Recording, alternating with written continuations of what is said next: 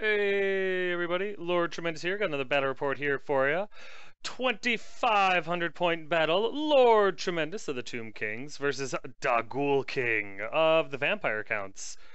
This is actually a pretty good fight. So sit back, relax, and let's get ready for the sultry sounds of my voice to get you through this battle report. And also, at the very end is a requested, and let's face it, a long time coming now, I guess close-up pictures of my army. Well, this current army. Assemble the army! Here's my list, which is pretty much the same one as last time because I played in the same day. I have my Tomb King, Bone Lord Tremendous. He's got the Sword of Anti-Heroes, the Armor of Silvered Steel, and a Dawnstone. Next up, I have my Lich High Priest, Queen Elizabeth, who's a level 4 wizard with the Staff of Sorcery and the Lore of Nehekara. My hero choices are a Necrotech Dark Vincent with a Dragon Helm, and a Lich Priest Sinister Jeffrey, who's a level 2 wizard with a Dispel Scroll and a Lore of Light. My core choices are 58 Skeleton Warriors with full command, light armor, and shields, 13 Skeleton Archers with full command, 5 Skeleton Horsemen Archers with a banner, and 3 Chariots with Banner Musician and Banner of Eternal Flame. My special choices consist of a Cimmerian War Sphinx with Fiery Roar, 3 Carrion, 3 Stalkers, and that's it there. And my rare choices, which are my Necro Sphinx, my Hyro Titan, Nad the Protector, my Screaming Skull Catapult, and my Casket of Souls. And here's my opponent's list, which I actually remembered to get a copy of. He had a Strigoi Ghoul King on a Terrorgeist with the Aura of Dark Majesty, Fear Incarnate, Scab Scrath, Dragonbane Gem, and the other Trickster Shard. His hero choices were a Vampire who was a level 2 wizard with the Aura of Dark Majesty, an Enchanted Shield, Talisman of Preservation, Lance, Heavy Armor, and a Barded Nightmare. He had another Vampire who was a level 2 wizard with a Dispel Scroll, Dragon Helm, Opal Amulet, Dread Knight, Shield, and Heavy Armor. And last, and pretty much least, was a Necromancer who was a level 2 wizard, Master of the Undead, and the Cursed Book. His core choices were a unit of 20 Crypt Ghouls with Unit Champion, 28 Skeleton Warriors with full command, 2 units of 5 Dire Wolves, and a unit of 27 Skeleton Warriors with full command. His special choices were a Corpse Cart with Balefire and 9 Black Knights with full command, Barding Lances, and the Banner of the Barrows. And his rare choice was a Terrorgeist. That's right, he's rocking 2 of them. Awesome. Here are my spells, which really consist of 4 from the Tomb King lore and 2 from the Lore of Light, plus the 1 for, Spirit Leech, and that's on my Hyro Titan. Here's deployment, and as you can see, I'm starting to learn that I should castle more often because it makes sense. Or denied flank, or however you want to see it. I have a big impassable terrain rock on my left flank in this deployment, so I used it. I butted up my, casket and my catapult, and I just kind of built everything around that. I put my Necro Sphinx in front of them to just kind of guard them. I put my I put my Tomb King with his Skeleton Warriors next to him, just kind of like in case anything got close enough that I was going to charge. I had great flankers. I have my War Sphinx, my Carrion, and my Titan right next to them, just getting ready for anything that happens. And I have my Chariots on my far right side. I wouldn't call it my right flank because it's more like the center. And they're there just in case anything tries to run around the side and get in there. I've got my archers with my 2 Lich Priests safely hidden. For the most part, I'm feeling pretty good about my deployment. My real strategy here was magic off his Terrorgeist as quickly as humanly possible. He didn't have any Hex Rays or anything that was ethereal, so I wasn't worried about that stuff. It was just take everything I had and put it into the Terrorgeist to kill it off, and then I would work on the Strigoi after the first Terrorgeist was dead, because I didn't know what kind of gifts or ward saves or anything else that his Strigoi Ghoul King on the Terrorgeist had, but I knew what the naked Terrorgeist had, and so, figured I'd deal with the evil that I knew as opposed to the evil that I didn't know. I also have my archers scout in this one, and they're in his left flank, our right flank, and they were just going to work on the dogs, just try to get rid of his chaff because I don't know. I don't have a whole lot of faith in the skeleton archer horseman, and I don't know if I like them. So I just put them over there because I really don't know what else to do with them. I mean, I can't really march block anything in here. I can't. Well, I mean, I guess I could, but there's no point. I can't really do anything. I can't stop the Terrorgeist or the Strigoi from flying over him or even charging over him. Stopping his infantry isn't really something that I'm worried about because I can go toe to toe with anything that he has in infantry. I was a little worried about his vampires because I didn't know what they had, but you know, it's not like they're exalted heroes or chaos lords, so I felt pretty confident in this one. And I've babbled about this long enough. So here's my opponent's right flank, which consists of a unit of direwolves and one of his Terrorgeists, and right next to it is his Strigoi King on another Terrorgeist. Yes, that's right. He's got one of the cool models too. And here's his center. From left to right, there is his Black Knights with Vampire installed. There, right next to them are his Ghouls with a Vampire installed. His Corpse Cart, a unit of Skeletons with a Necromancer, and another unit of Skeletons, pretty much on their own. And his left flank, my right flank, which consists of his Direwolves and my Scouting Archers. Over on my side of the table, I have my center, which consists of my Chariots, my Carrion, which I am proxying, my War Sphinx, which I am not proxying, my Titan, and you can kind of see, well, I guess that's not really my center. But here's my left flank, and that consists of my Warriors with my Tomb King and my Necrotech installed. Right behind them is my Archers with High and Low Lich Priest, my Catapult, my Casket, and my Necrosphinx, which is being proxied by Archeon's Ride and Archeon's Mount, I guess. Here's top of one after movement, and I got to go first. First thing I did is I moved my archers back. I did not want to get charged by the direwolves because I was pretty sure that if those archers saw combat with anything short of a Noblar, they were pretty much going to get vaporized. So I moved them back, hoping that if he did charge his direwolves at my archers, they wouldn't make it, and I'd get another round to shoot at him. And then I did, actually. I kind of moved a little bit. The Chariots moved, the War Sphinx moved, the Titan moved, the Carrion bounced up a little bit. I kind of straightened out my Skeleton Warriors a little bit because I was trying to give his Terrorgeists targets other than my big creatures. You know, I had my Necrosphinx right where he was, and I realized, you know, if his Terrorgeists move up and scream at my Necrosphinx, he could destroy it. And then he's got just a wide open shot at anything. So I tried to move things around a little bit just to give him different targets opportunity. The Carrion moved up, you know, 10 inches because that's all they can go. But even the Titan and the War Sphinx moved up. The Chariots moved up. I just wanted to give him options. Plus, with the Carrion in the way, I can charge a Carrion at something else, and then the Chariots and the Sphinx and everything like that can charge where the Carrion were, as long as the Carrion make their charge.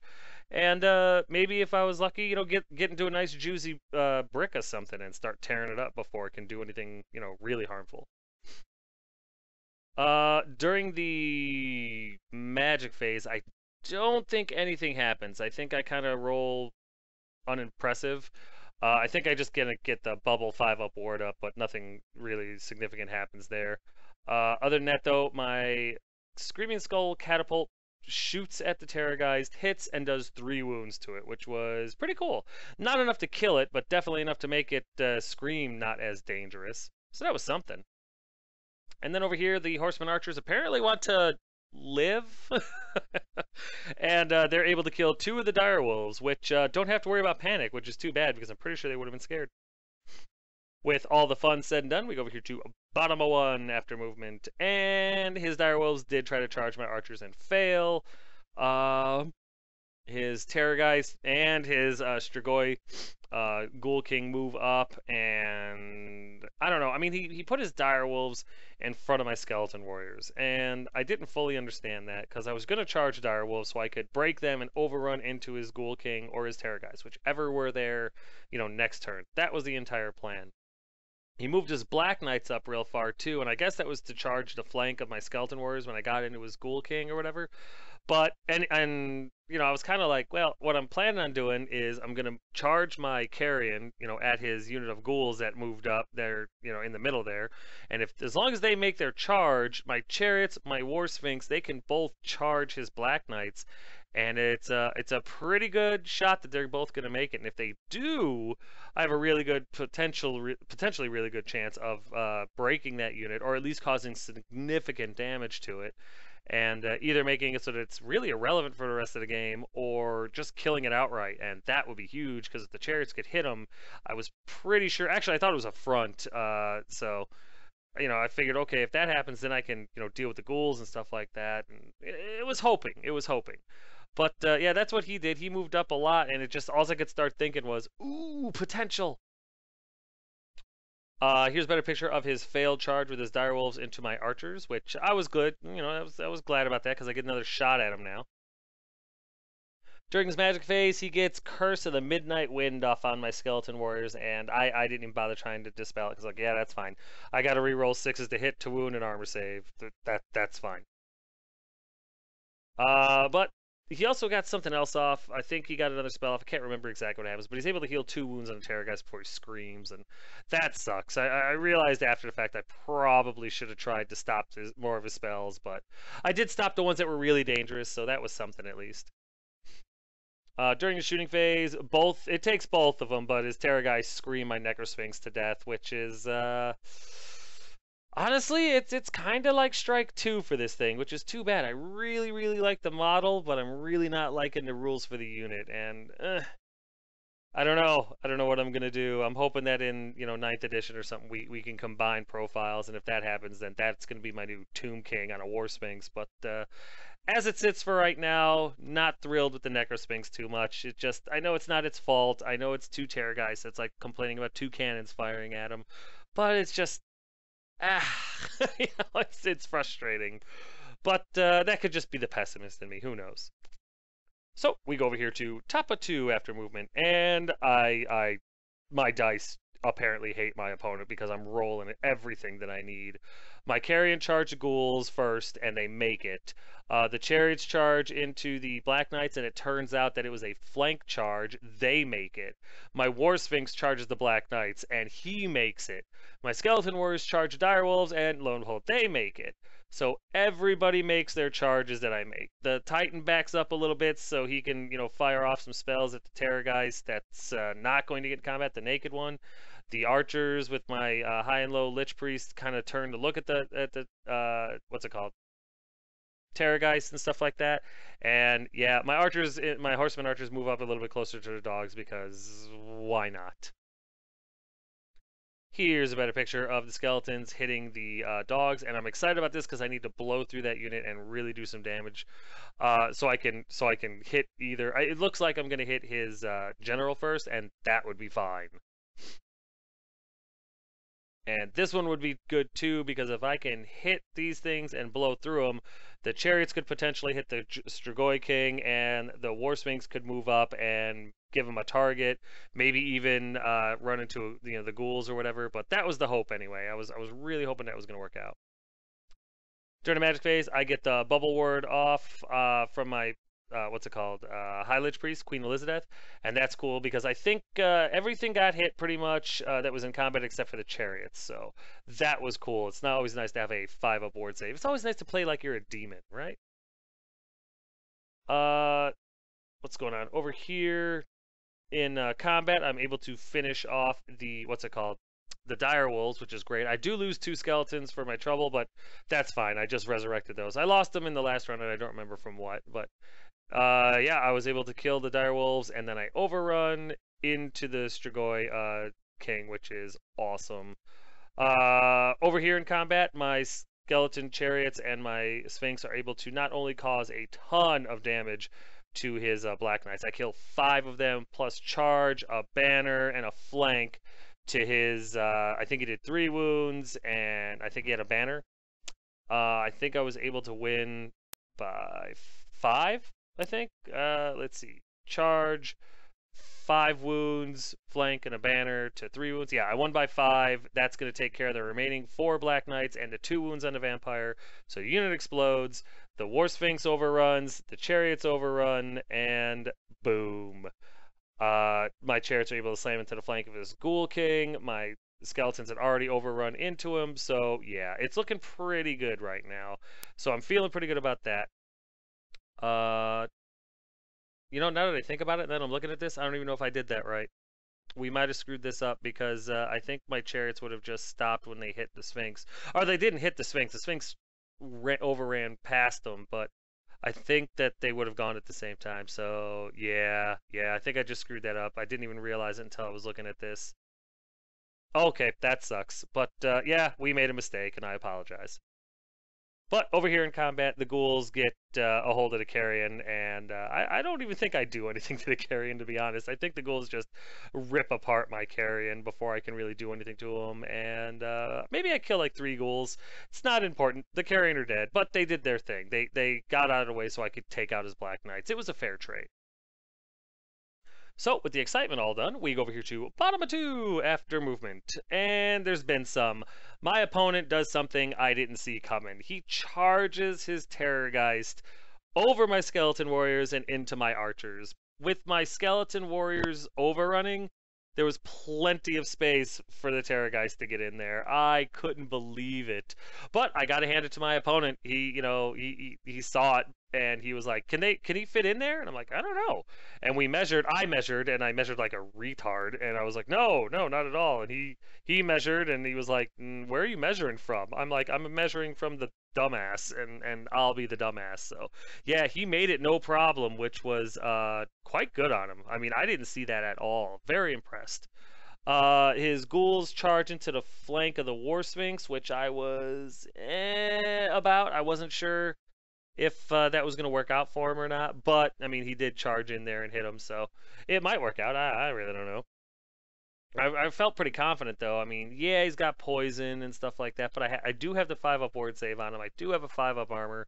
The only strength 3. He is toughness 8. I had confidence in my kitty, so I was hoping. Other than that, his skeletons and his corpse cards start trying to move up to get into this fight, and his dire wolves finally make it into my horse archers because they do.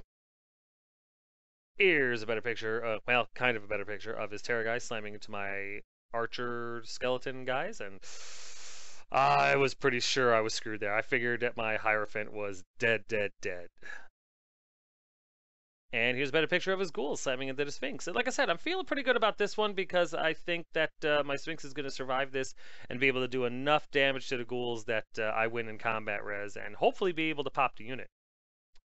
And there's been a picture of the direwolves slamming into my skeleton archers, and I'm pretty sure that they're dead. Not the wolves, the archer horsemen guys, because they really suck. I'm sorry. I know a lot of people like them, and I understand why. I just think they suck. During his magic phase, I'm able to shut it down completely, but in his shooting phase, the Terrorgeist screams at the skeleton archers and pops 2 of them. He actually rolls pretty low, which I was happy about, I won't lie. 2 archers do end up dead, though. Well, deader. They fall out. You know, they're not currently active anymore, so that sucks. And then the other Terrorgeist screams into my unit of skeleton warriors, and he does like 3 or 4 wounds, but I ward save all but 1, so that was cool. Over here in combat, yeah, the War Sphinx, it just goes buck wild. I mean, it's able to kill a bunch, combat res. He does take a few wounds for his trouble. I think he takes 2 or 3 wounds. I think it's 3. But in return, he's able to kill off like 4, 5, 6, 7. And, yeah, with charge, flank, and 1, 2, 3 wounds to... What was it? That must have been like 7 or 8, maybe 9 wounds. I did a buttload of wounds, and I was able to win. And he even crumbled a little bit. So yeah, he's got like a handful of ghouls left, and a wizard and a vampire, and that's it. So if I could just survive another round of his attacks, I think that my War Sphinx is actually going to pull this off and pop the unit. So that would be pretty effing remarkable, if you ask me.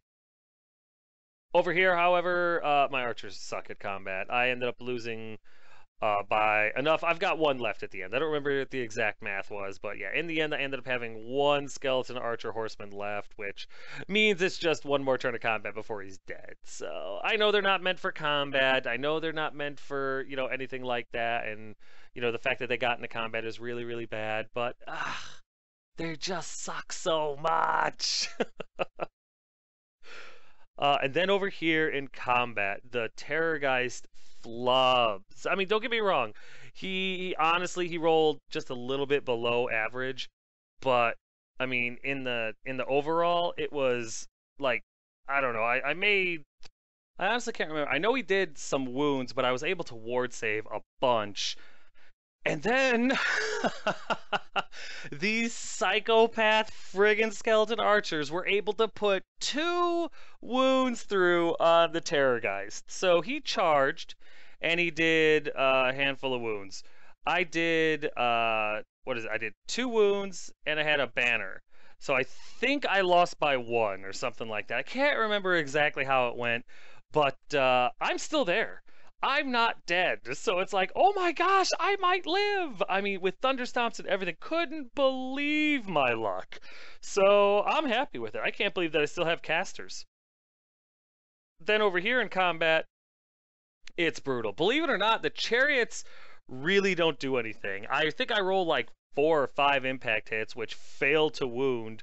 They're only strength 4, so I needed 6s to wound the Terrorgeist. That didn't happen. I think I needed 5s to wound his vampire or his Strigoi King, and I think he either armor or ward saved those. So the chariots really didn't do anything but add a couple of points of combat res, or actually just 1 point of combat res. But my Tomb King moved over, my Skeleton Warriors, everything just, well, let me tell you what happened.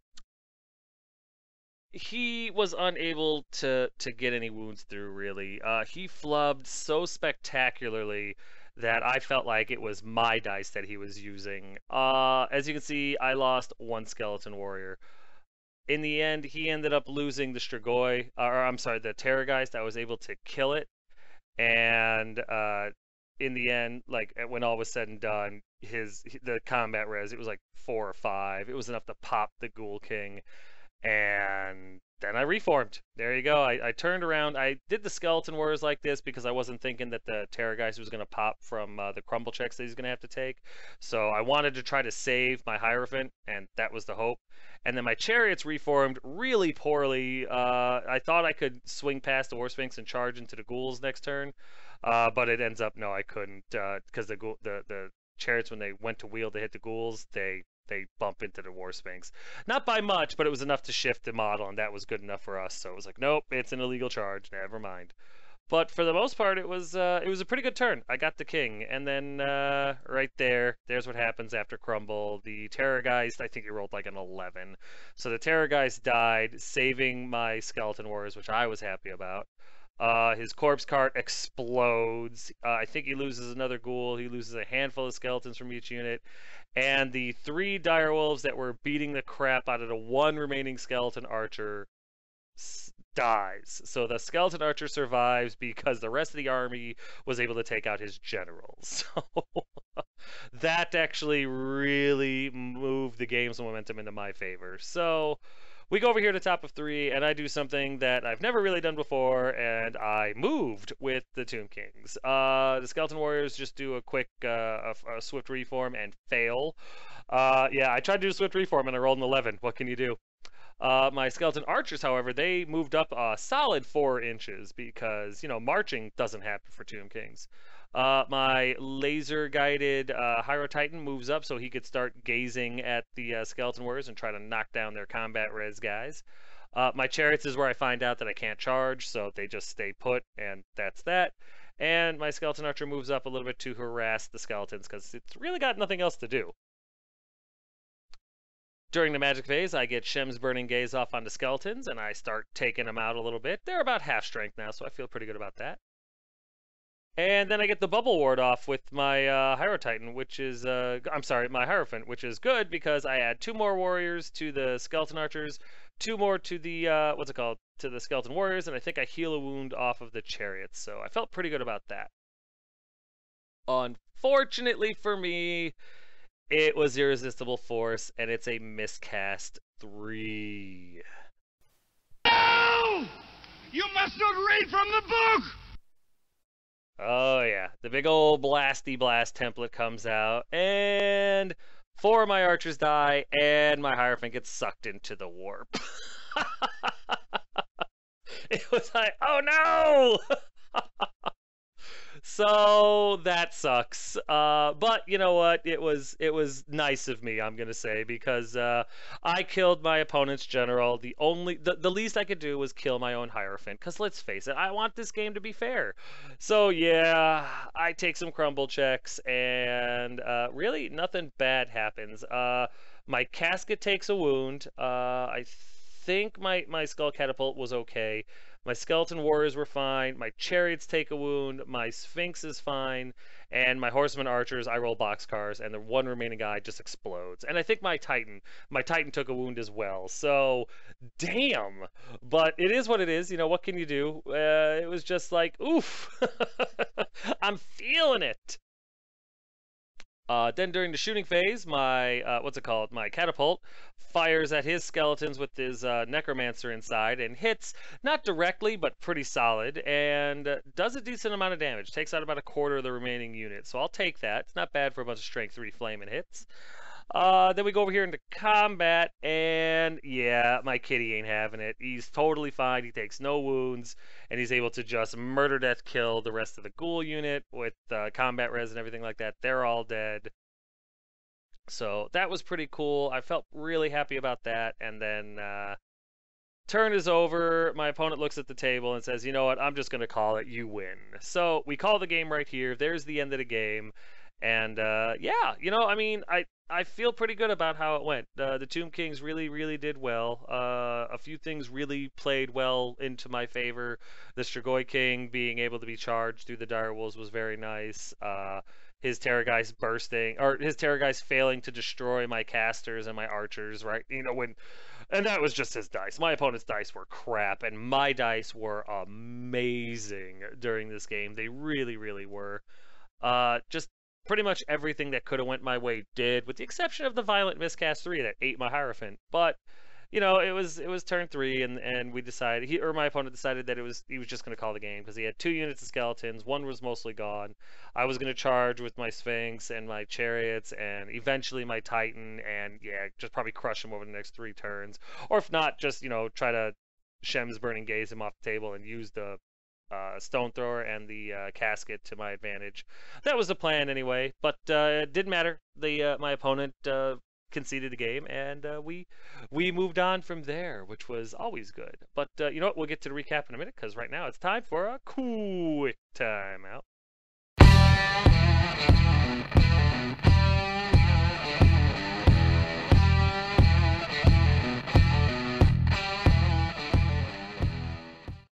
Banners, banners, banners. Get you some banners. Look at the banners. You are never going to be able to get better banners than this.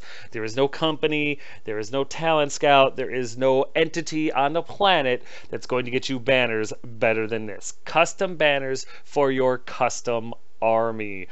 You want better paint scores. You want that little edge that makes your army better than the guy next to you. Sick of running, going to a tournament and getting that paint score that's just a few points lower than the guy that literally sneezes on his army, and you can't figure out why? Get these banners and make your army really pop, really stand out. Send this guy an email, tell him what you want, and get yourself some banners. It's totally worth it.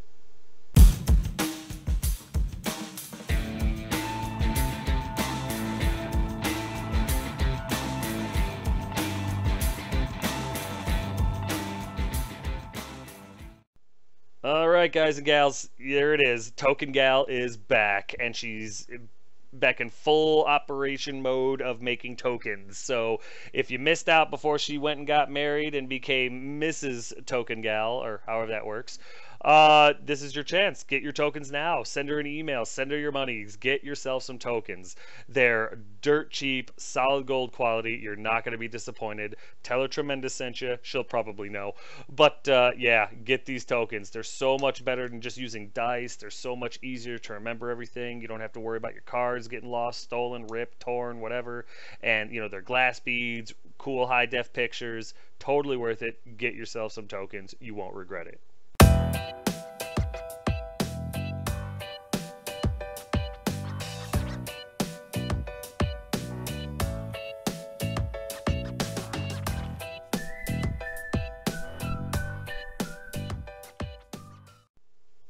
and Unleashed Wargaming's painting services is back, guys. I took it down for a little bit while I redid the ad and added some of his newer pictures, but as you can see, he does amazing work. He's based out of the US. He does solid, quality work to all armies. I mean, you saw the pictures, you've seen the quality, you've seen the vibrant colors and the attention to detail and everything. I mean, that banner is free-handed.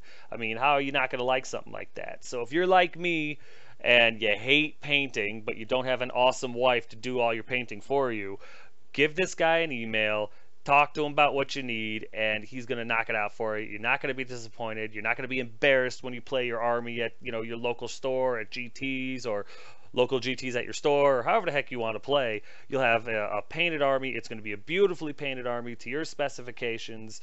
How can you go wrong? Send him an email, get your army painted, and quit embarrassing yourself. Tell him Tremendous sent you. But as you saw, even if you came in at the middle of the report or whatever, it was a solid victory for Lord Tremendous. My opponent conceded in the end. I ended up losing my Necrosphinx, Queen Elizabeth, my fault, Skeleton Archer Horseman, and my Carrion. The Vampire Counts ended up losing everything, because when you concede the game, it's pretty much done. But it was unreal in this game how great my luck was, and just how terrible my opponent's luck was. I mean, he really, I don't know if it was the table or maybe something with the force. I'm not really sure, but it really went poorly. Like, my dice had a grudge against my opponent. It was ridiculous. Like with Shem's Burning Gaze and stuff, some of the on 2d6 I was rolling 9, 10, and 11. It was really insane. But you know what? It is a dice game, and it happens to me. It happens to everybody. My opponent was cool about it. Don't get me wrong. He wasn't complaining. We were laughing, having a good time, and it was a fun game. So even with the dice kind of not rolling average, it worked out good. Terror guys seem to love screaming at my Necrosphinx. I don't fully understand that. Maybe it's because it's the coolest model on the table and they have a little bit of envy. I'm not really sure. But yeah, in the last 2 games, Terrorgeist and my Necrosphinx just scream, scream, scream until it falls to pieces. So I don't know. I don't know if that's the Necrosphinx's fault or if that's my fault or if it's a combination of faults. I'm kind of thinking that maybe the blame lies with me. There's no reason for me to put that damn thing on the 12-inch line during deployment. But at the same time, I want to get into combat because that's really the only use it has. So I don't know. Like I said, I'm not quitting on it yet. I've got another game with it after this, and so I don't, quit or anything. I don't change my list. But he's like on strike 2. I got to be honest with you. As much as a lot of people like to swear by him, it's a cool, idea. But I think that it's just with only 5 strength 5 attacks and no real save, he's kind of a waste. That charge by my opponent's Terrorgeist into my arch unit was just genius, just brilliant. I didn't see it at all. Like, I was so caught up in getting a hold of his general with overwhelming combat res that it never occurred to me that my Hierophant was in any danger, which was really stupid on my part. Yeah, it worked out in the end because he flubbed, but if he had rolled average, my Hierophant would have been dead a lot sooner than when that miscast hit. So I'm telling you, got really lucky there, but it opened my eyes to, oh yeah, I should probably pay a little bit more attention to this. And you know what? I'm really loving the War Sphinx. I'm sorry I took him out of the army ever for any reason. He is a friggin' just a mind eraser right there. He's a flesh terror, and I love him. I love my kitty.